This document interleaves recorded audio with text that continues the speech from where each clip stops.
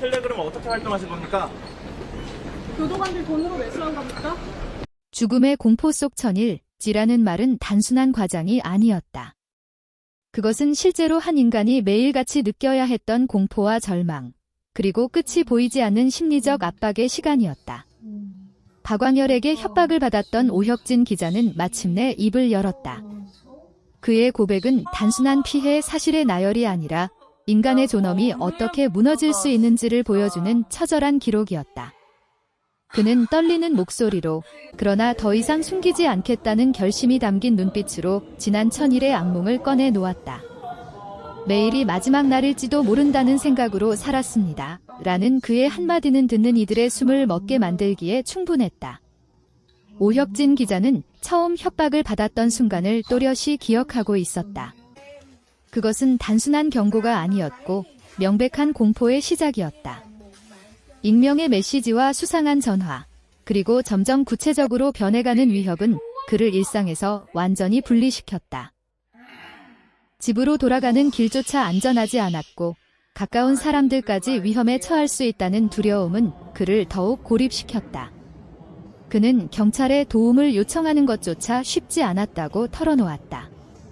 상대가 누구인지, 얼마나 큰 힘을 가지고 있는지 알 수 없는 상황에서 섣부른 행동이 오히려 더 큰 화를 부를 수 있다는 공포 때문이었다.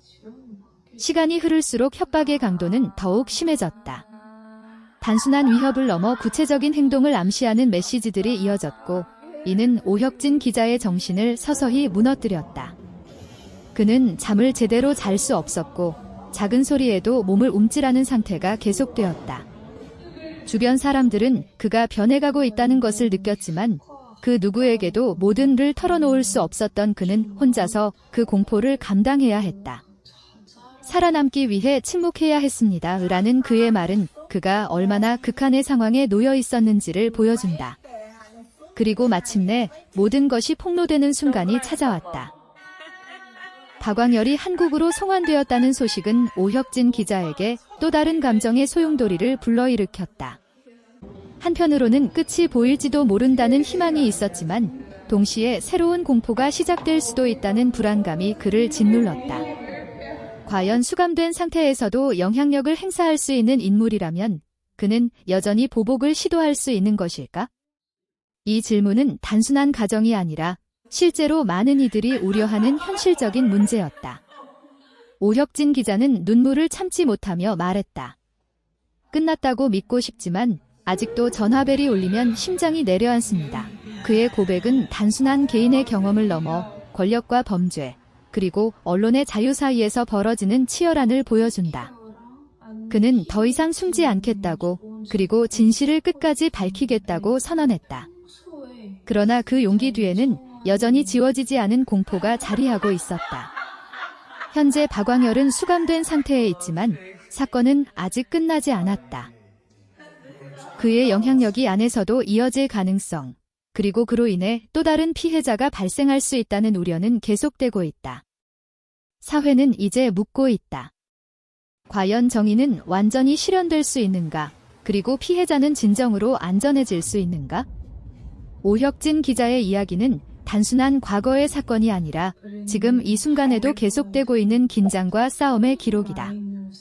이 이야기는 우리에게 분명한 질문을 던진다. 진실을 말하는 것은 왜 이렇게 위험해야 하는가? 그리고 우리는 그런 용기를 어떻게 보호할 수 있는가? 오혁진 기자의 눈물 어린 고백은 끝이 아니라 시작일지도 모른다.